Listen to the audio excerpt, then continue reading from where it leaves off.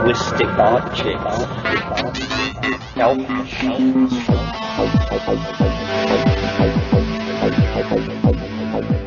Greetings from Psychedelic Space. This is Lorenzo, and I'm your host here in the Psychedelic Salon. Well, today I've got something for you that you haven't heard somewhere else before. It's an interview in which Dr. Charles Grobe speaks with Dr. Gary Fisher about his work in the early 1960s with severely disturbed children. That was when he treated them with LSD and psilocybin.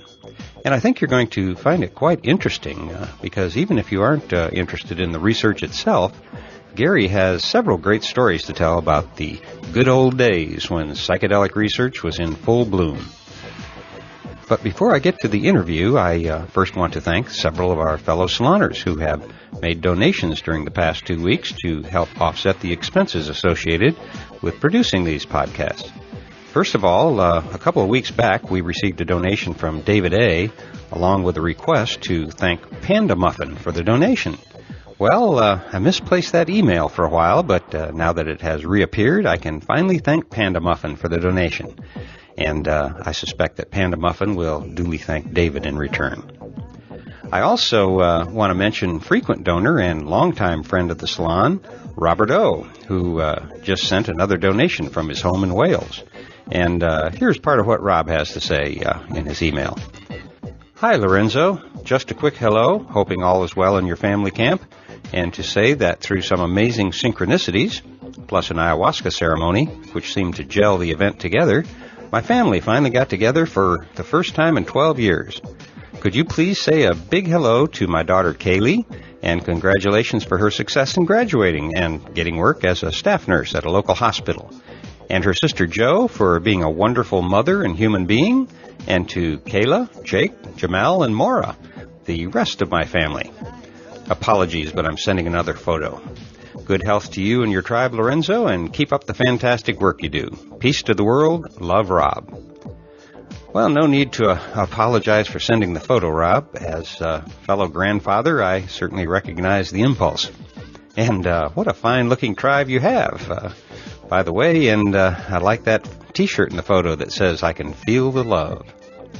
And I can also feel the love from Carl R., David P., SMD Books, and Connie S., all of whom made very generous donations to the salon. And particularly you, Connie. Man, that was way over the top, and I certainly appreciate it very much. To be honest, I'm really overwhelmed as these donations come in, and they are allowing me to do things like I did this past weekend, and travel to L.A. to record some new material for the salon. So, Connie, Carl, David, and SMD Books, thank you one and all. And now, for today's program, as I just mentioned, last Saturday, Dr. Charlie Grobe and I met with Dr. Gary Fisher to discuss Gary's research with severely disturbed children. As you know, I've podcasted several other talks and conversations with both of these distinguished researchers, but I don't think that I've properly introduced them as far as their credentials are concerned.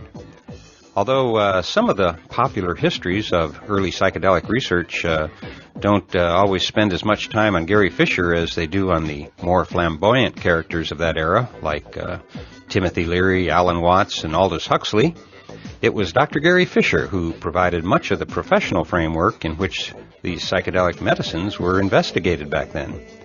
And over time, I plan on expanding the Gary Fisher section of my MatrixMasters.com website, and hopefully you'll then be able to get a better picture of the importance of Gary's work. As for Dr. Grobe, well, it's hard not to use a lot of superlatives when describing all that he has done in the realm of psychedelic research. For example, he led the first safety study of MDMA after it hit the streets as ecstasy and was banned. Charlie also participated in human study involving ayahuasca in South America, and he is just now finishing an FDA-approved study in which he gave psilocybin to end-stage cancer patients to see if it would help ease their anxiety of an impending death.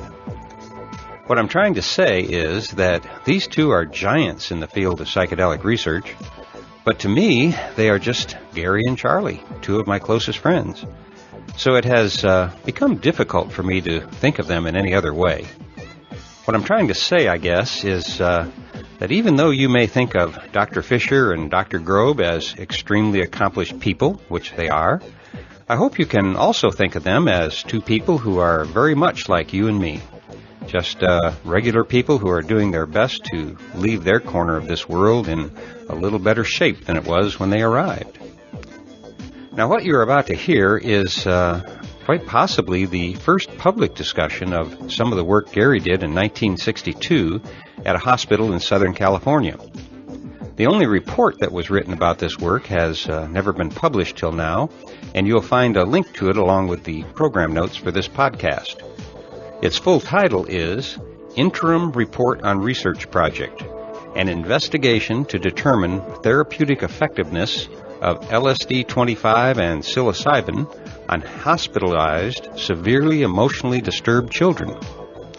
And by the way, this research took place between April and December of 1962.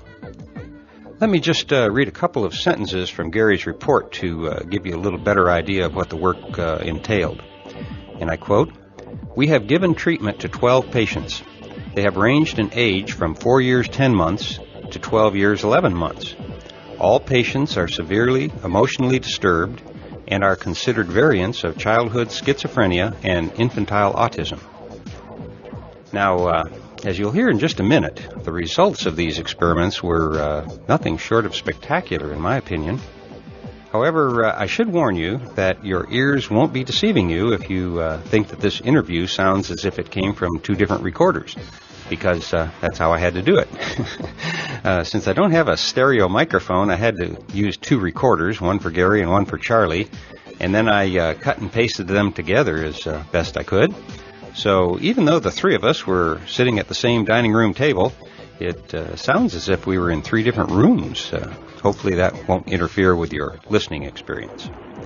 So just sit back, relax, and join Dr. Gary Fisher, Dr. Charlie Grobe, and me for a Saturday afternoon conversation.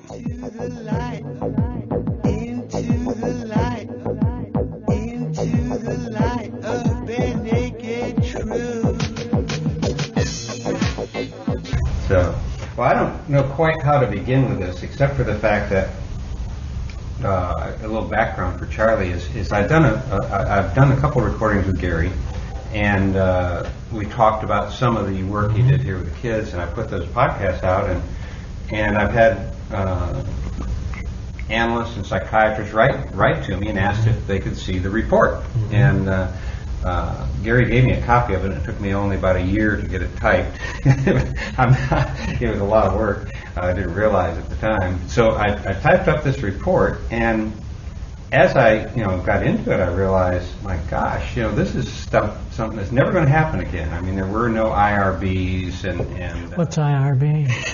Oh, that's sure. It's the Institutional Review Board, or the Human Subjects Committee. Well, a study like this would have to go through layers of approval. You'd have to go through the FDA, the DEA. You'd also have to go through your hospital research committee and your hospital IRB, which looks at safety issues. And we didn't tell anybody what we were doing. Well, that was in 1962. Times have changed. Now you can't do anything without filing it in triplicate and waiting for it to be approved. So,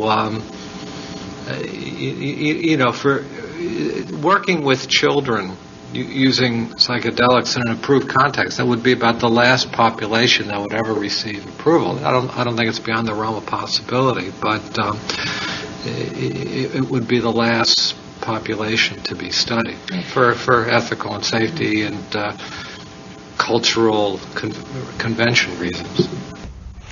Well, I was reading the thing that you typed up, and it was very interesting, because I didn't remember so much of it, and but it really should be put out there somewhere in the world to say, look, this was what these people did in this year, and this is the results they got with these kids, and of course the dosages. too, because we were using 400 milligrams with these little kids. Micrograms. Right. No, it was a unique opportunity, interesting point in time when these substances were available, but they had not as yet proliferated out into the public consciousness, and there was no perceptible abuse liability at that point in 1962.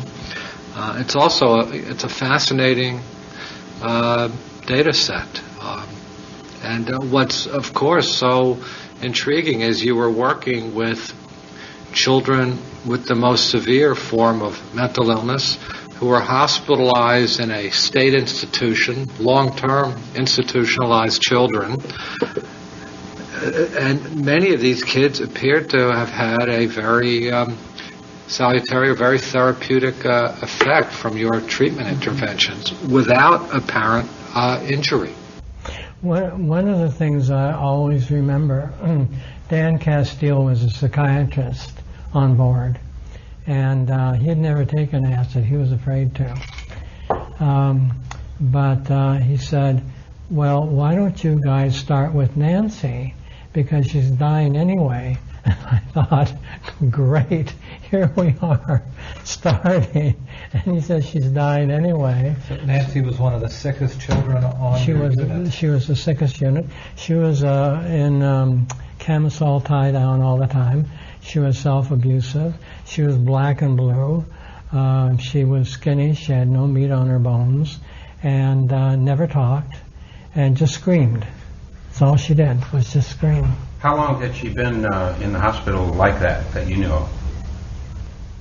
Nothing comes to mind about how long She was about 12 years old, Yes. and she was starving herself. Yes. She was engaging in self-injurious behavior of such a severity that she had to be tied down. Yes. She was not interacting constructively with anyone, not speaking, screaming in rage most of the time, but also not making intelligible sense. Yeah.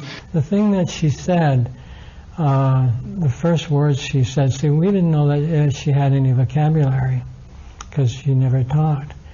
During the LSD session, her first session, she started screaming and screaming and screaming. And so I went up to her and just said, stop screaming, I can't stand this anymore.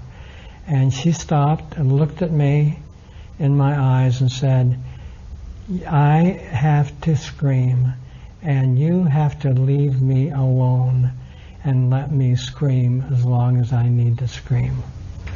Those were the first words you had heard from her. Oh, gives me the chill even to remember them. And she was all tied up and bound because we couldn't take her out of a camisole because she would take her eyes and pull them out. How was she after her first psychedelic experience? Was she still refusing to eat and injuring herself and needing to be tied down? No. What was funny, there was a whole sequence of things that happened. And then finally she got to the point where she would put a Kleenex on her hand so that she wouldn't hit herself. And so I just got tired of it, And so talk about crossing doctor-patient lines. And so she was doing that, and I just grabbed the tissue, tore it up, and said, you don't need that goddamn thing to make you stop hitting yourself. You can stop hitting yourself anytime you want to.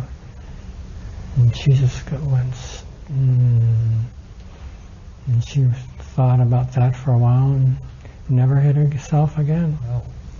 And this was after several sessions? Or? Yeah.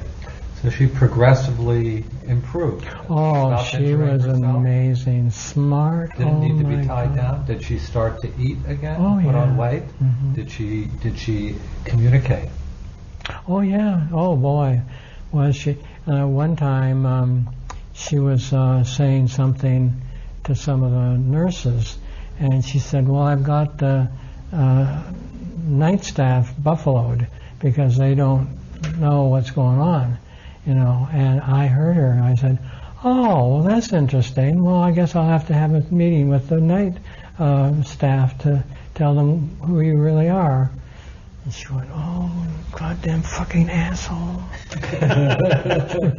So she did have some vocabulary. Oh, yeah. Oh, boy, did she ever. But she was just wonderful. I mean, she was amazing. Did she start to experience periods where she had an improved mood? Oh, yeah. She was in better spirits? Oh, yeah, she wasn't in camisoles, and she went around the ward, and she was so bright, and she would, she would mimic other patients, and she was a trip. Do you recall what was her diagnosis at that time? Do you recall? We can find out which patient she was. They're in here by number, and their diagnosis is listed. She was female. Was she 11 or 12? Do you know? One or right in there. And let's see. There's an 11-year-old, 3-month female that had 11 sessions. Yeah. And I assume Nancy probably had as many sessions as anybody. Yes. That was the most number of sessions, 11. Yes. So that was probably her. It says the diagnosis, childhood schizophrenia, onset of disturbance 3 years. And so do you recall if she continued to be, let's say, delusional, or did she have a improved reality testing? Yes. Yeah, okay. And what's interesting, too, is that she relived being molested by her grandfather, because she would, in an LSD session, she would relive that and say, "No, Grandpa, no, leave me alone, leave me alone." And so she relived it all. That's very interesting. So we could conjecture even that a very severe sexual, perhaps physical traumas led to her psychiatric decompensation some years earlier. She would have been 3 years old when he was... Right. What I found interesting, and you're right up here, where you briefly review the case histories of 12 patients you treated in 1962, was that a number of them apparently had sustained severe trauma, and this was one of the most salient observations you made during their treatment sessions, that they worked through that old trauma and came out of it in a healthier, more euthymic, less disturbed and disturbing state. Good. I mean, this also then reflects the current research going on by Mithofer in South Carolina, where he uses MDMA to treat chronic post-traumatic stress disorder. His preliminary findings appear to be positive, that it's helpful. Now, you were not using MDMA. It was not available for you back then, but using LSD and psilocybin, you similarly found that the subjects were really able, under the influence of the psychedelic, very much able to process the trauma and to work through the blocks that it had imposed upon them. I find this very, very impressive. Yeah, your notes at the end about Nancy say that she has recently been making home visits and now attends hospital school in the mornings. Mm-hmm. So that's from being on death's doorstep. That's a long way. Now, Gary, I recall we've talked about this case before, and you told me another story of when you were forced to shut down your treatment program, and Nancy's reaction to your informing her that you would no longer be able to facilitate psychedelic treatment sessions. Yeah, that was Patty. Oh, different case. Yeah. And so I was trying to explain to them why we couldn't do these sessions anymore. So this was around 64, 65, and the government had ordered your study to shut down. Yeah. And so Patty was a manic depressive, and then finally came out of it. and she was a twirler. You know, many kids that are very she would just twirl and twirl and twirl and bang into other people, bang into other patients, bang into walls. Physically, she was a wreck. And blind also. She was blind. Wow. She had retrolental. I think there's one case in here with retinitis pigmentosa Yeah, that you described. yeah. And I adored her. She had the most gorgeous hands. When she would touch you, it was like there's just a certain touch that she would have.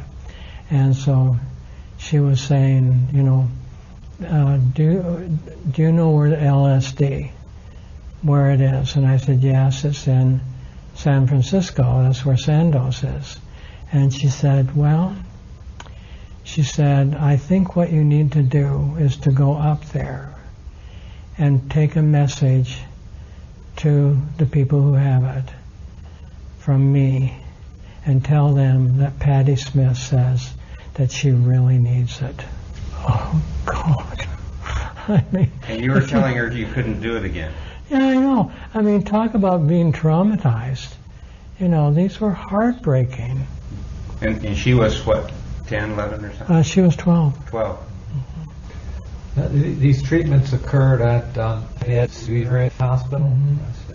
And when did you arrive at the Earth? When did you take your position there? Do you recall? How long before you started this treatment program? Maybe a year. A year. Did you go there with the intention of starting a LSD and psilocybin treatment program with? Well, see, I had gone to Canada and had taken LSD, and so my thought in was a research study by the Saskatchewan group, the Nick Chuelos. Right.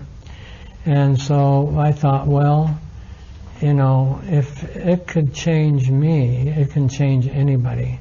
So that was my thought, that it would work with anybody if it could work with me, because I was just in my head all the time, totally in my head. And you know, I was a very intellectualized. You know, I had a 4.0 average and an IQ of 176 and all this stuff, you know. And what's it good for? You know, nothing. And so that's what I thought. I said, well, it can help these kids if it helped me. So you were working at the hospital at the time when you had your first LSD experience? You like on a holiday or something? Yes. Mm-hmm. So you had this hunch that perhaps psychedelics might be helpful for this patient population you were working with, and these patients were perceived as being quite hopeless. Hopeless. Had a very hopeless outlook, hopeless prognosis. Yeah. So I imagine you presented your plans to the director or the hospital administrators, or you just went ahead and did it? We didn't tell anybody. Oh, that was a different world. No, we did not tell anybody. And Dan Steele, the psychiatrist on the ward, he was very cool, and he was very intrigued by me. You know, like, how could I do all these things, you know? And so, you know, he gave me carte blanche to do whatever I wanted to do. Now, were you aware of other psychiatrists or psychologists elsewhere in the country or elsewhere in the world who were treating children with psychedelics at that time? No. So you were not working with the knowledge that there was another program going on anyplace else? Well, the only person I'd ever heard was a neurologist at the University of Chicago. And I can't remember her name, but she was giving LSD to adolescents at bedtime. Wow. At bedtime? Yes, at bedtime. Before they went to sleep? Yeah. It didn't keep them up all night? Yes, it did. Okay. And so I said it doesn't work as a hypnotic? Yeah. Not a good sleeping pill. that researcher had obviously not tried LSD herself, or she might have figured that out ahead of time, maybe. Huh? Did you have any association with a child psychiatrist at NYU named Loretta Bender? Oh yes, yeah. She was She was one of the physicians who were working with children. Right. And there's a test named after her. Right. To her. Right. To her. I believe she did some exploration of utilizing LSD with very disturbed children. I believe there was that in the 50s, but I mean, the communication 50 years ago wasn't what it is today. Right, yeah. And so her work might be sitting in a trunk somewhere too. I think there's one published study which I've seen. Now, were you involved with the UCLA group that for a while in the mid-60s explored the use of psychedelics with severely ill children and adolescents? No, after I left because we couldn't do our work anymore, that's when Tim asked me if I would go to Zihuatanejo. Tim Leary. Yeah, Tim Leary. And how did you meet Tim Leary, or how did you meet Well, because Tim was a good friend of a friend of mine who was a yoga instructor. And so she had told Tim about what I was doing. And so that's when he came to me and said, our people don't know what they're doing, and will you go down and sort of teach them? So your work arose entirely independent of Leary's group in Boston, and your lineage then, in regards to being a psychedelic researcher, came from the Western Canadian group of Osmond and Hoffer and Shuelas. It's a hard name. And don't forget Duncan Blewett. Yeah, Dunk Blewett. Yeah. Shuelas was your brother-in-law. Yeah. Right. Yeah. And Dunk Blewett just died recently. He had Alzheimer's. Right. And I think one cannot credit enough the Canadian group for the really the breakthroughs they made and the tremendous research data they accrued treating very, very sick individuals. Osmond's work and the other rest of the group's work with chronic alcoholics in particular was quite astounding, and still alcoholism remains a clinical condition for which modern medicine does not have much to offer. So that patient population would, examining the Canadian group's work back in the 50s and early 60s, that patient population would certainly be worth looking at. Since there was no such thing as email and long distance was really expensive back then, so there's not the communication back then there is today. But did you keep up with the Saskatchewan group at all? Did you tell them what you're doing and talk back and forth? Well, yeah, because Nick Shuelas, they would come down and visit. And then they got involved with the Alcoholics Anonymous in Southern California. And there was one guy particular, and I can't remember his name, but her name, she was an alcoholic too, was B. And so we started then giving LSD to people that they were recommending.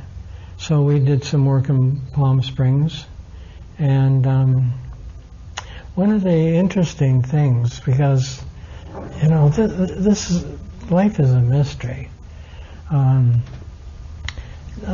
There's this older lady, and she was very concerned about her child who was psychotic, and so since she was so agitated by this child, we or Nick or somebody decided that she should take LSD, that it might help her understand what her limits and what her abilities would be. And what happened, we were in the house, and all of a sudden she gave off this smell, like a gaseous smell. And we had to take her outside because she was, was getting in all the clothing and all the furniture. And so she had to go outside, and she had all of her session outside. And this stuff coming out of her. When she'd take LSD, it would release this odor? Yeah. Really? She was detoxifying, perhaps. Yeah. That's right. Exactly. So you saw some remarkable responses to this treatment model. Oh, yeah. And you treated a variety of different kinds of patients. Yeah, we had a couple, and they were in their mid-90s. Wow. And he was extremely concerned about his wife's death because he didn't know how he could live without her. So we gave each of them LSD, but they were in separate rooms. And then at the end of the day, we put them together. Well, they were like teenagers. They were giggling and laughing and carrying on. And she eventually died from cancer. And he became very active in the community and did not show any sadness at her leaving because they both had gotten to cosmic consciousness. They both had hit the button, and they knew about death. Beautiful. Yeah, it was. It was amazing.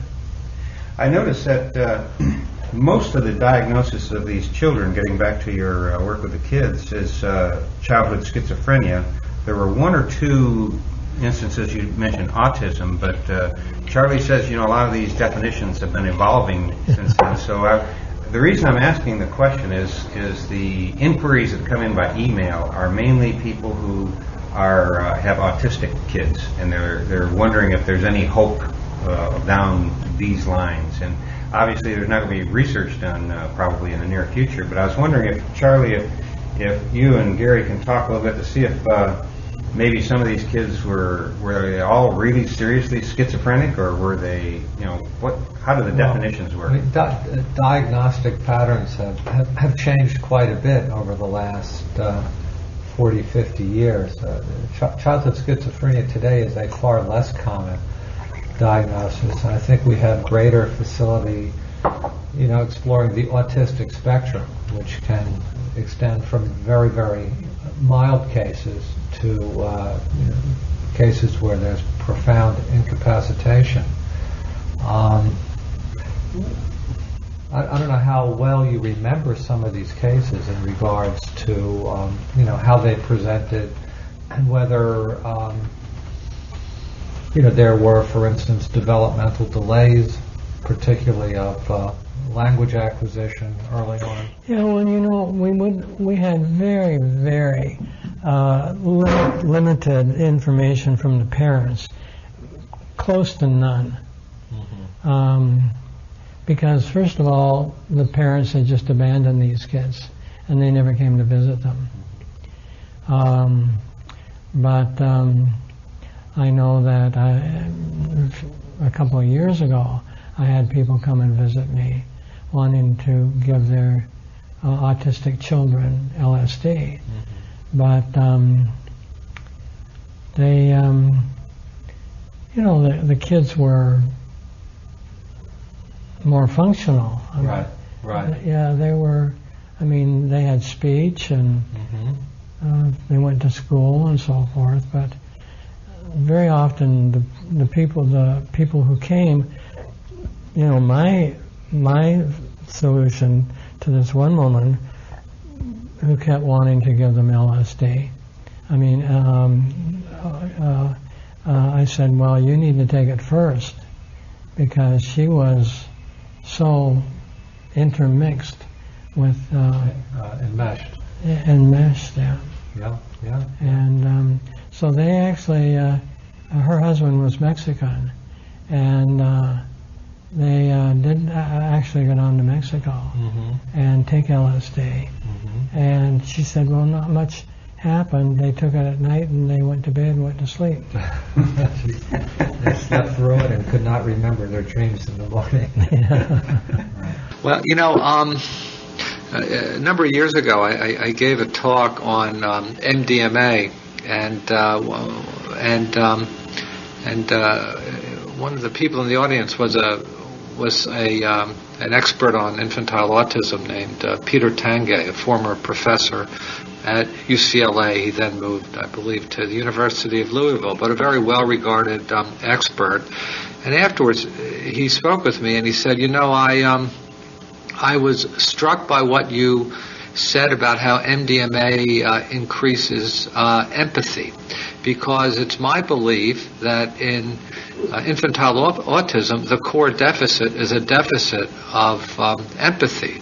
So just looking hypothetically, do you feel that psychedelics can facilitate experiences of heightened empathy, and might that have lasting therapeutic impact? Well, but you have to sort of remember what our population was and the lack of sophistication that we were dealing with. The autistic kids that we named autistic basically didn't have any language. No language whatsoever. No. And they may also have had, the more severe cases of autism also often have serious mental retardation.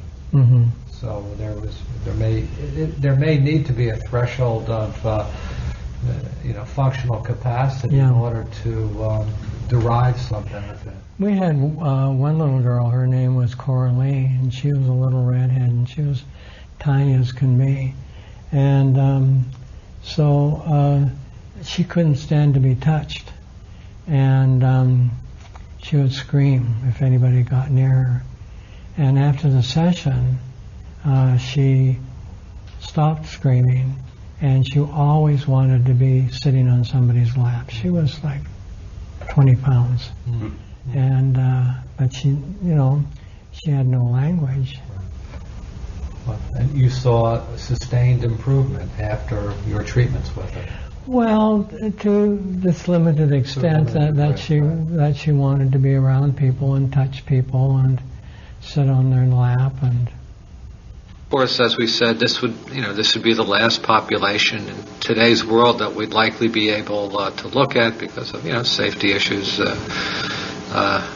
cultural issues as well, and also we do have treatments. We do have psychopharmacologic treatments that can help modify behaviors, particularly the atypical neuroleptics, but these are treatments that need to be administered daily, often for extensive periods of time, and although they can help with safety issues and with function issues, they're not without a profile of rather serious side effects, including significant weight gain, significant disruption of metabolic profiles, including glucose metabolism, could amplify the risk of developing or the likelihood of developing diabetes. So conventional treatments have made some progress. Nevertheless, they are not without risk. And here, your experience was of an entirely different kind of treatment model that did not involve a daily administration of a drug. And from your old notes and reports and your recollection, it did not appear that you incurred any damaging effects in these patients of yours. No, because you must remember, you have to put the time element in there. We hadn't a clue what we were doing. And everything was experimental day after day. And when I think back on what we were doing, it seemed to me, in retrospect, we were very brave to do what we were doing. Absolutely. It was. You were a frontiersman. Yes. Pushing the limits. But I'd say in your case, you did so safely. I would not say that of all the explorers from the 50s and early mid-60s, but I think and I've known you for quite some time now, we've had many discussions of your old experience. My sense was you were very careful in how you selected patients, how you prepared them, and were highly skilled in facilitation and integration afterwards. And from what I've gathered from you, your outcomes tended to be quite good without evident injury. So in your case, you seem to, although you were working with limited information, you were kind of feeling your way on your own out there, your instincts appeared to have been very, very good. I noticed with Nancy, since we've been talking about her, that 6 days after her LSD session, where she had 200 micrograms of LSD, 6 days later you gave her 16 milligrams of psilocybin. Then 12 days after that, she went back and did LSD again. And then it goes on until December. There was a 53-day gap and a 49-day gap. I assume you were just experimenting with the LSD, psilocybin, to see if you could find differences, one more effective than the other. But it seems to have been alternating with a lot of these kids throughout. Did you find any differences with psilocybin, LSD, or was it the psychedelic experience that was maybe doing the work? Damned if I know. This was a long time ago, How did you come up with... I can understand you started with LSD. How did you decide to put psilocybin in the mix, too? Well, just experimenting, because I had always found psilocybin much easier to deal with. LSD is very powerful, and psilocybin was much more mellow. Now, when did you try psilocybin first? That was pretty hard to come by back in those days. Seems like, from what I've heard. Gee, we got it directly from Sandoz. They were little blue pills. It was not hard for investigators. And to be an investigator, all you needed to do was contact the pharmaceutical company in Switzerland, say you were interested in investigating the effects of the drug on patients, and they would send you, for minimal cost, a substantial quantity. Yeah. And of course, I imagine the model back in those days were, for some at least, that before experimenting with these unknown drugs on other people, you would first have to explore the terrain yourself. Mm-hmm. Yeah. Always. Well, I don't see the potential of a study with people this young in the foreseeable future, but if you were going to create a protocol for not children as seriously ill as these children were, but for maybe people with Asperger's syndrome or something less than full-on autism, is there any way you could devise a study where you would, not just a safety study, because I think among the three of us at least we know that it would be safe, but if it got into a phase 2, phase 3 study, how would you actually treat children? Did you have therapy sessions with them in between these LSD sessions? Oh, No? So they'd just be back in the ward until you had your next session, other than whatever your normal therapy was? No. I thought you would meet with the kids in the days afterwards and see how they were doing and try to see if you could communicate and process. We lived with You them. saw them every day that you came to work. Every day. So there was, to that degree, I think there was ongoing treatment, and to the degree that the kid could communicate, Gary and his colleagues were engaging in Yeah, we had a number of technicians, ward technicians, who were very, very instructive, very helpful. We were dependent on a lot of people, and but I guess intuition was a lot of it. Now, over time, I think you did this work for at least a couple of years, 2-3 years, and over time you treated more and more patients, and it sounds like at least some of them were improving to an impressive degree. This must have caught the attention of the hospital director, of the administrative directors. What did they say to you when they saw how well your patients receiving psychedelic sessions were doing? Well, the shit hit the fan when it became known amongst the administration of the hospital that things had been done with LSD and psilocybin. And so they went through the files and purged all the files and burned them. And when they were being interviewed, they said no work like that had ever been done there. 1984. They eliminated the history, and here we are. So they burned all the stuff, because I went back to try to do follow-up. Well, follow-up on who, you know? And they wouldn't let me on the ward or anything. So here we are, some 45 years later, resurrecting history, lost history. Lost history. And think of what could have happened had this work progressed to the last 45 years. You know, that I think we'd have psychiatry might be a little further along. Who knows? Do you believe that the administrators who decided to shut down your program, do you believe that they were influenced by the growing press accounts of psychedelic use at Harvard amongst the Leary group and around the country? Yeah. So the advent of the counterculture and the proliferation of psychedelics and the ascension of Tim Leary into prominent media. Because it all became political. Yeah. Of course, the irony I'm seeing here is that Leary and Alpert, of course, made it pretty public, and that got political.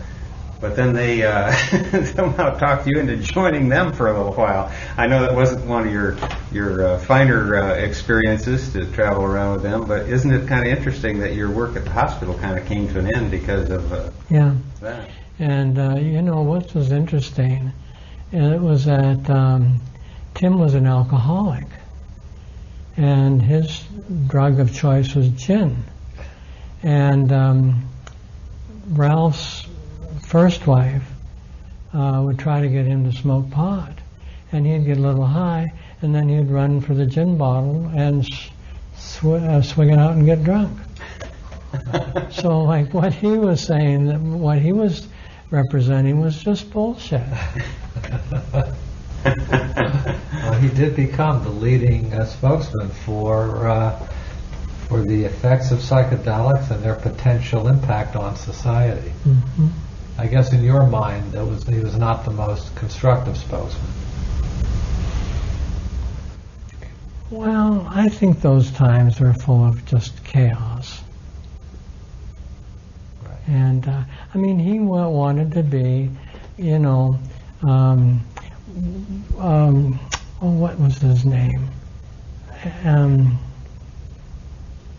He was a philosopher. I forget his name. Alan Watts? Yes, Alan Watts. And so Tim had hired the auditorium in Santa Monica. And so Alan said they were wondering what to call this. And so Alan said, well, Tim, why don't you say it like it is, the second coming?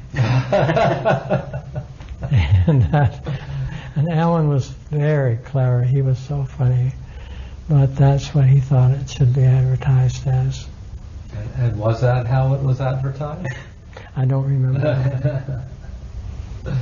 But Tim loved to get up and talk and be admired. But you were with him in Zihuatanejo, in the Caribbean, and then at Millbrook. When did you leave Millbrook? How long did you stay, I should say? Well, I saw what was happening. Gayatri Devi had agreed to teach us how to become an ashram.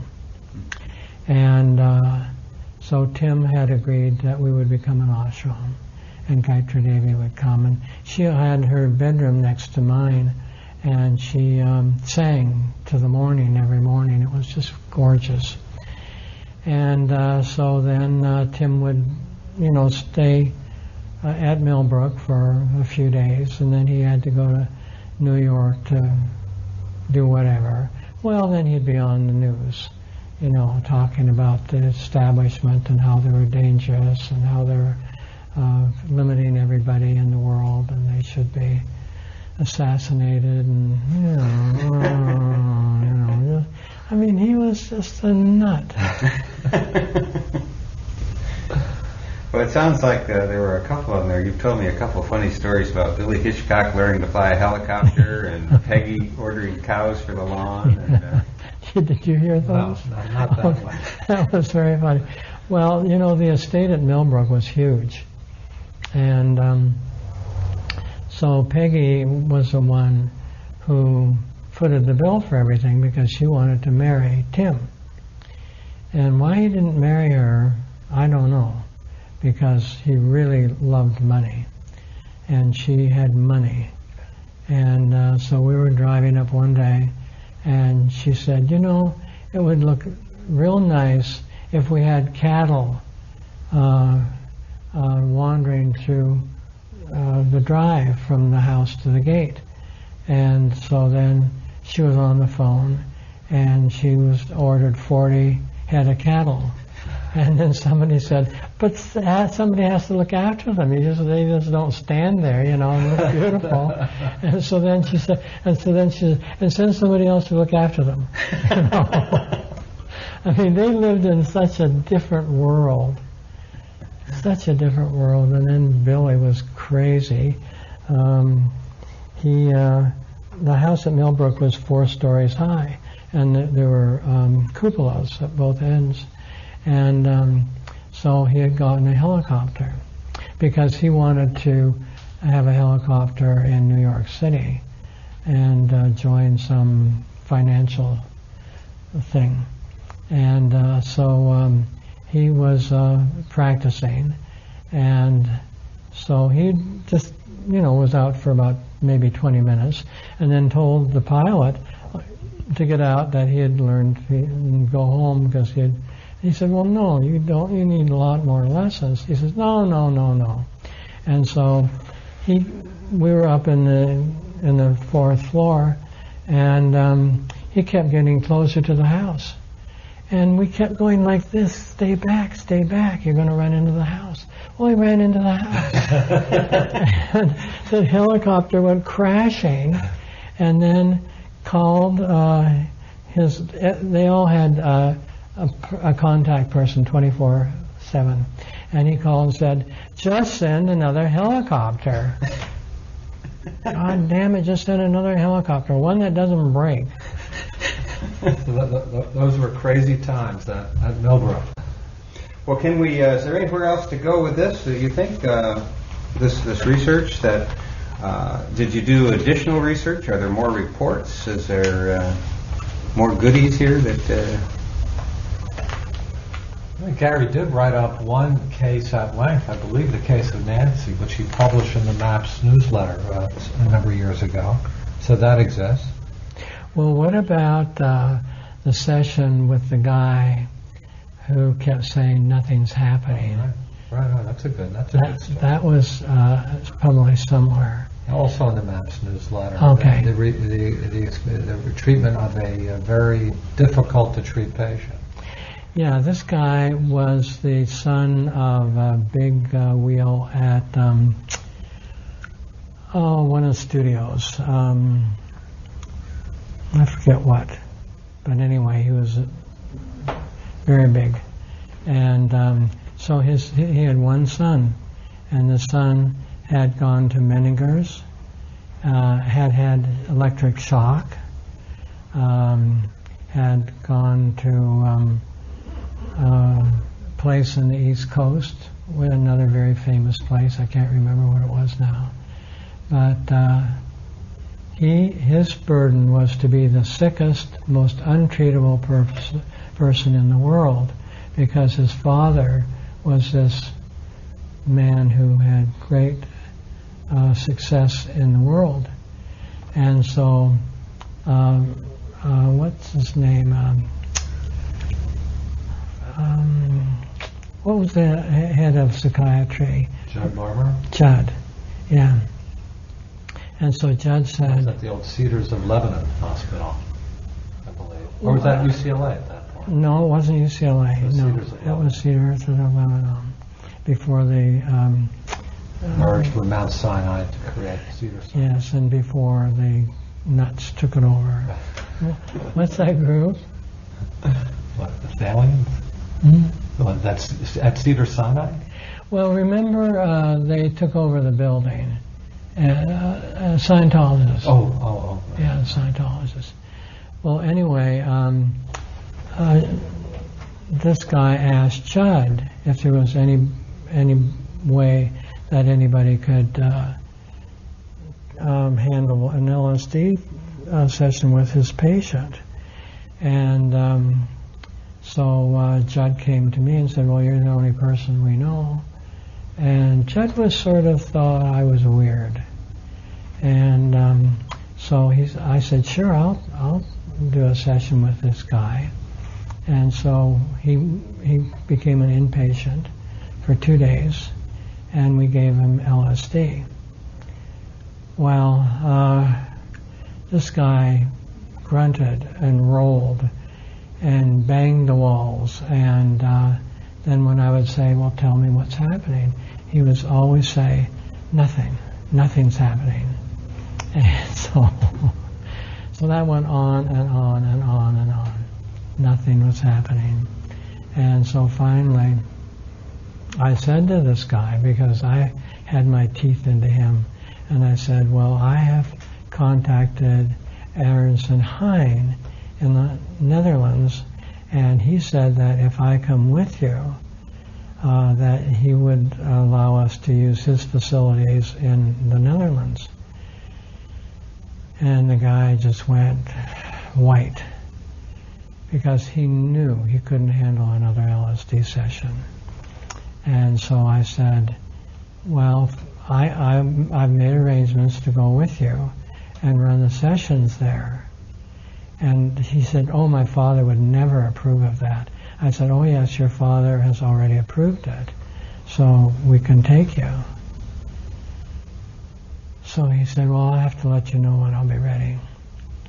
Last I ever talked to him, I kept calling the house and he was never there. Well, he never went out of the house. He had nurses that stayed with him all day long. And but he was going out, and the wife said, well, he's going out, and the mother said that, and we don't know where he is. And so finally he moved out and took an apartment, and they didn't know where it was. And then he got a girlfriend and was living with this girlfriend. And so I would call occasionally and say, well, let me know when you're ready to go to the Netherlands. Never heard from him. So he became normal as the only retreat, because there was nothing wrong with him. The threat of an LSD session hanging over his head, LSD session facilitated by you, hanging over his head, frightened him into normality. That's right. A treatment success, a dubious success. Oh. It's going to be difficult to teach that in medical school, but you got to take your success where you can find them, I guess. But you just said something of the right doses, and that's something that we haven't really talked about. Is that looking at your work and the work that Myron was doing a little bit later, they did much lower doses than you did. What do you think about dosages? High doses. High doses. And what do you consider a high dose? 600 milligrams. Oh, okay. Microgram. Micrograms. 600. Yeah, because you can't fight. The ego can't fight. So it's a matter of just shattering the defenses. Just shattering the defenses. But doing so in a safe, supported setting, Yes. which also provides adequate follow-up and help Yes. integration. Yeah. Yeah. and skillful facilitators would be imperative. Not anybody, I imagine, could do this work. I would never have broken through if I hadn't had a huge dose the first time. Because my ego couldn't handle, my world dissolving. Mm-hmm. Well, but by that point, you had no ego. That's right. When Jonathan, when I first heard him say it, I laughed, and I realized later that he was really serious, and his statement was, "Beware the dreaded underdose." And I think there's a lot, that's a very serious statement, because I've seen people take a low dose LSD and think they've done LSD and they move on and they've never really had the experience at 50 mics, I still think a low dose psycholytic dosage can have a therapeutic effect. I think it may be a matter of scale, a matter of degree. You shouldn't discount that potential. No, I agree. I think that the breakthrough is really crucial to break through that plateau at least once. But after that, I think a therapeutic dose can have some effect. Now, Gary, I believe that some of the last patients you treated with psychedelics in the late 60s were cancer patients. Is that correct? Yes, that's true. Could you kind of share some of what you learned doing that work? Well, that was done out of Cedars of Lebanon, and the guy, the oncologist, was, he was a nasty man, big guy, just, and so he was, I was giving people LSD. I particularly remember this one woman, and she said that she didn't have any more pain. And so he came so after in, her LSD session, she reported that her pain had significantly reduced. And it had gone away. Okay. And so she no longer needed the narcotic pain meds. Right. And he was furious, the oncologist. And he came in and said, "I can show you by my x-rays that you have to have pain, and quit lying to me that you're having pain and you're going to take the pain medication." And she said, "I'm not taking the pain medication, and I'm going to discharge myself and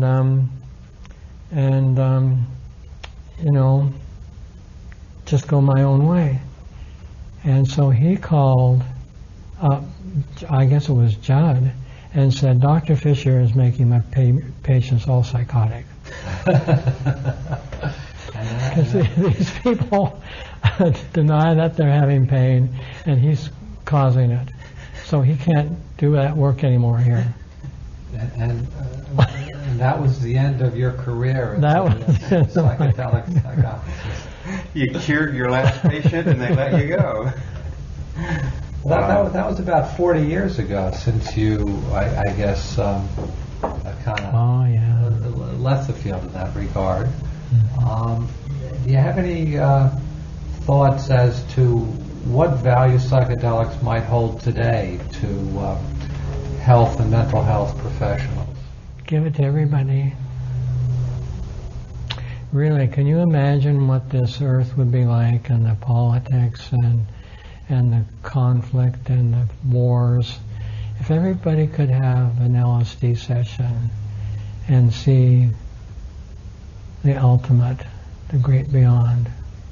Be a different world. You're listening to the Psychedelic Salon, where people are changing their lives one thought at a time. And I'm sure that you could tell that Gary was being quite serious when he suggested that LSD be given to everyone in the world. If you've been fortunate enough to have tried it yourself, well, then you know exactly what he's talking about, and no doubt he's right.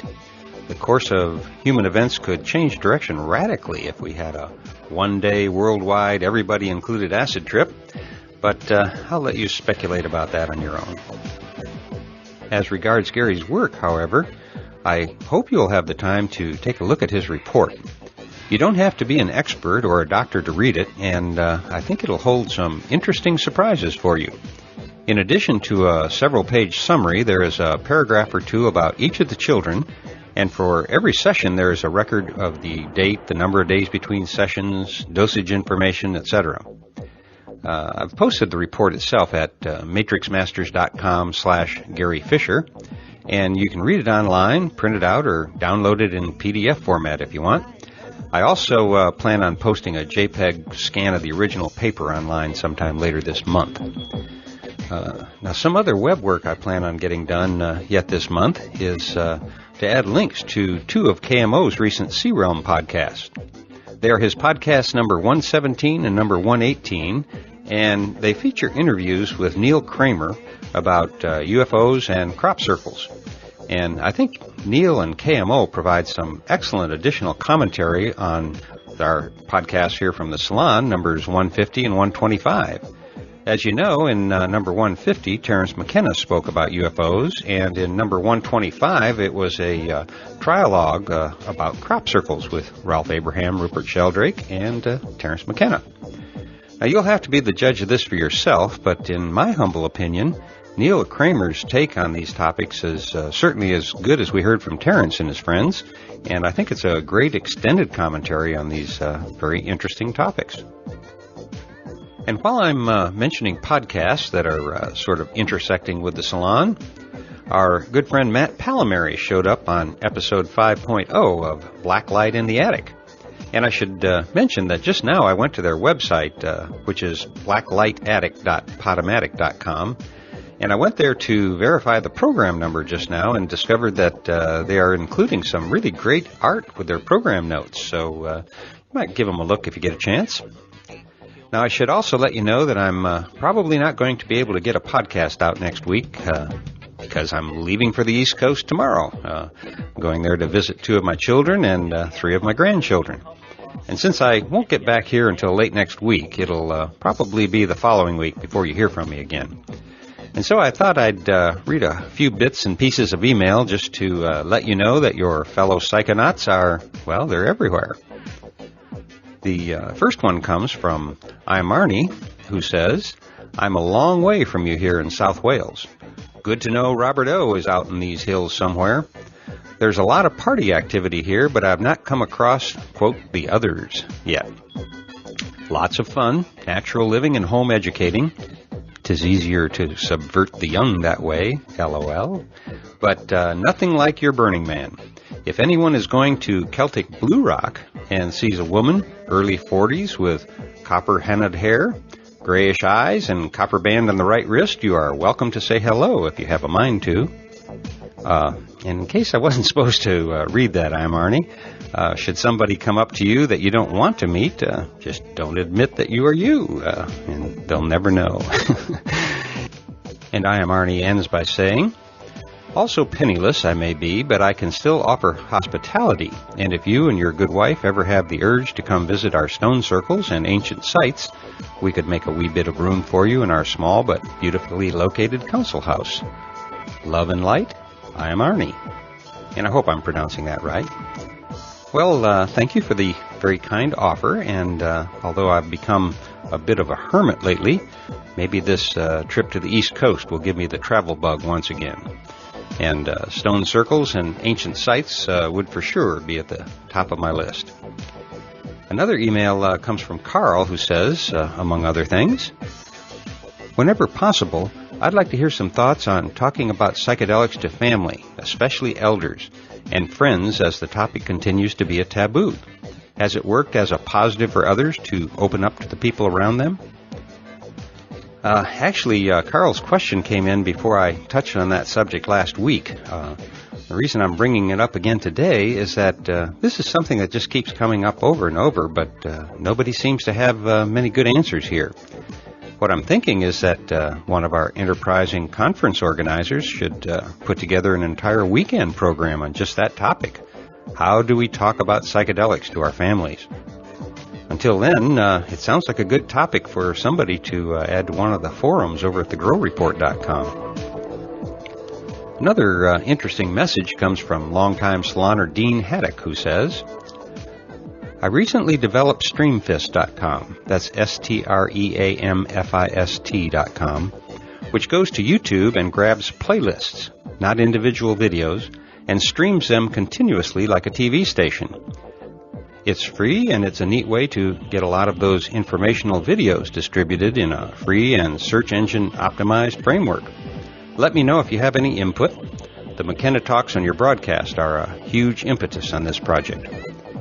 Well, Dean, I haven't had a chance to put together a stream yet or really test any of this, but I really like the concept, and I'm hoping that some of our fellow saloners will look into putting some StreamFist.com streams together for us to share. I'm only just now beginning to experiment a little bit with torrents, and I found some amazing material tucked away in some of them. And I can see the same thing happening on StreamFist.com. If I can stay on schedule and finish my new book by the end of this year, I'll have some time next year to play with some of these new tech toys. But something that doesn't require a learning curve and that simply blew me away is a link that I got from Jonathan Phillips, who is Reality Sandwich's community director. And by the way, if you haven't visited realitysandwich.com yet, well, what are you waiting for? It's an amazing site where you're going to find a lot of people you've heard from here in the salon. And anyway, I can't recommend highly enough the first video from their Ayahuasca Monologues series. This is a video of a young man giving a talk at Allison and Alex Gray's Chapel of Sacred Mirrors in New York. And I am here to report that it brought tears to my eyes. There's so much I'd like to say about this short video, but until you see it and hear it for yourself, it's going to be hard for you to imagine what I mean without me just repeating the whole thing. But I don't think there's any doubt anymore but what Lady Ayahuasca is about to extend her vines over the entire earth. Once again, I might add. Maybe I'm just being overly sentimental once again, but I'll put a link to this video along with the program notes to the podcast on our Notes from the Psychedelic Salon blog at psychedelicsalon.org.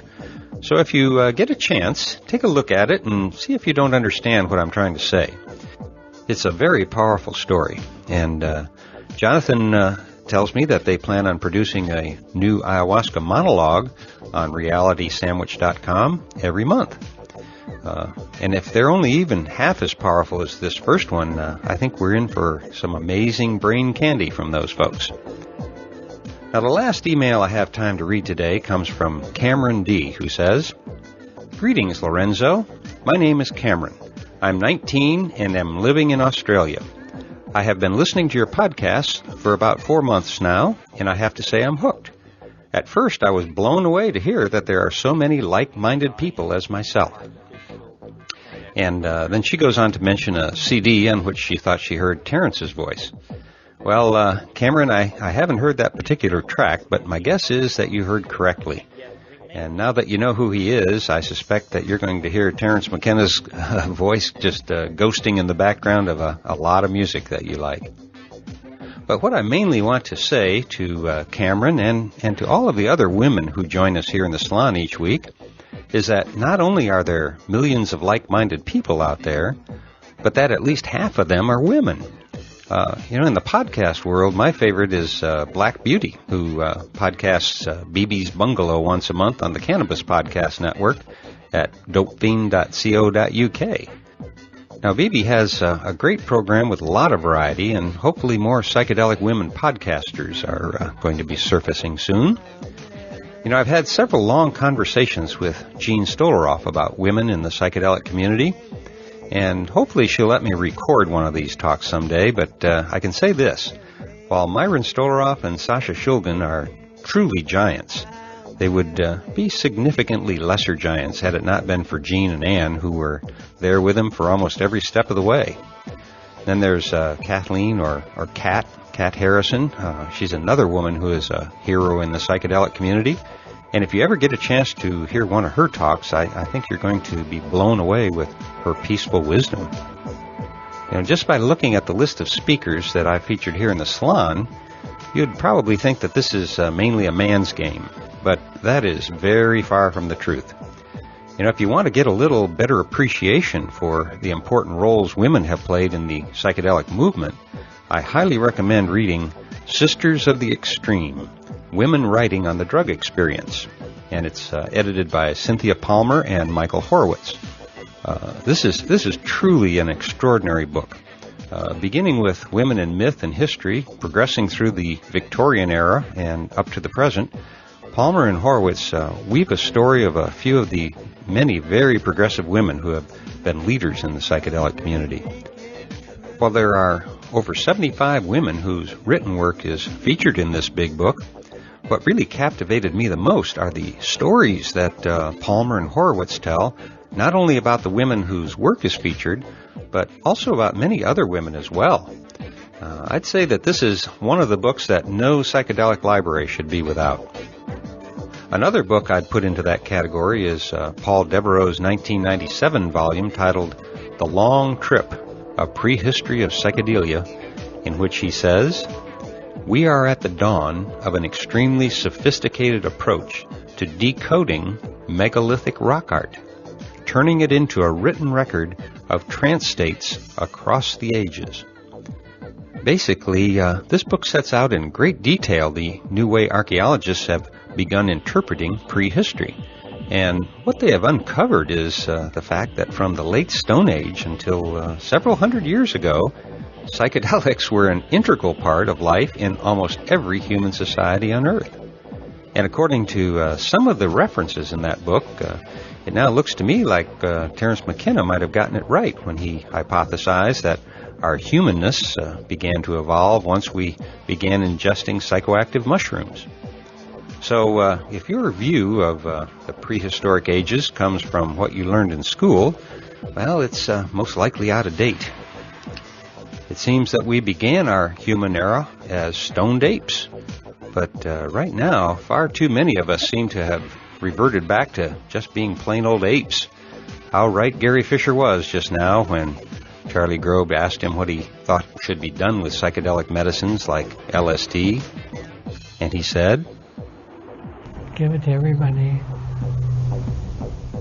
Really, can you imagine what this earth would be like, and the politics and the conflict and the wars, if everybody could have an LSD session and see the ultimate, the great beyond? Be a different world. And for now, this is Lorenzo signing off from Cyberdelic Space. Be well, my friends.